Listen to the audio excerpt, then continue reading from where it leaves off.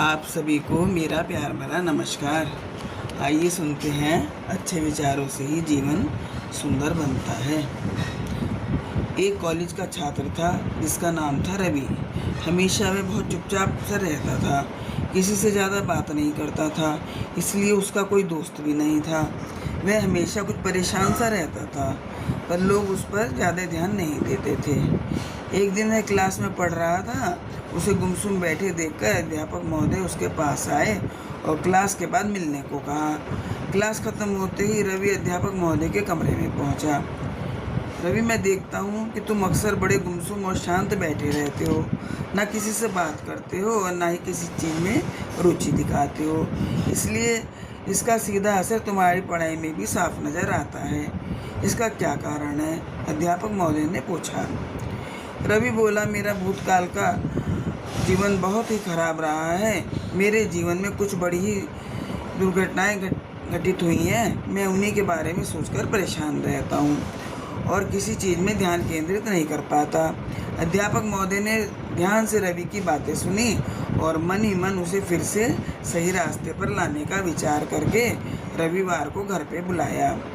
रवि निश्चित समय पर अध्यापक महोदय के घर पहुँच गया। रवि, क्या तुम नींबू शरबत पीना पसंद करोगे? अध्यापक ने पूछा। जी, रवि ने झिझकते हुए कहा।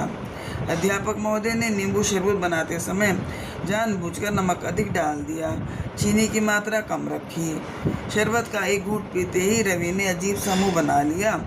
अध्यापक महोदय ने पूछा, क्या हुआ? तुम्हें ये पसंद नहीं आया क्या? जी, वो इसमें थोड़ा नमक अधिक पड़ गया है।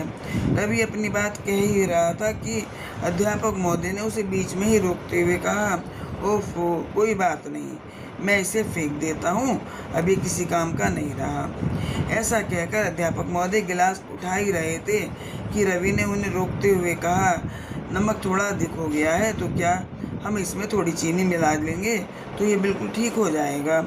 बिल्कुल ठीक रवि, यही तो मैं तुमसे सुनना चाहता था। अब इसकी तुम अपनी ज़िंदगी से तुलना करो। शरबत में नमक का ज़्यादा होना ज़िंदगी में हमारे साथ बुरे अनुभव की तरह है, और आप इस बात को समझो कि शरबत का स्वाद ठीक करने के लिए हम उसमें से नमक नहीं निकाल सकते। इसी तरह हम अपने जीवन की हो चुकी जो दुखद घटनाएं हैं अपने जीवन से अलग नहीं कर सकते, पर जिस तरह हम चीनी डालकर शरबत का स्वाद ठीक कर सकते हैं, उसी प्रकार पुरानी कड़वाहट और दुखों को मिटाने के लिए ज़िंदगी में अच्छे अनुभव की मिठास घोलनी पड़ती है। कहानी से हमें यही सीखने को मिलता है कि हम अपनी पुरानी गलतियों और फिर तकलीफ़ों को भूलना सीखें और अपनी ज़िंदगी को फिर से नई दिशा की ओर मोड़ें, ताकि हमारा जीवन खुशहाल हो सके। भगवान आपको खुश रखें, स्वस्थ रखें। इसी प्रार्थना के साथ फिर मिलते हैं। राधे राधे।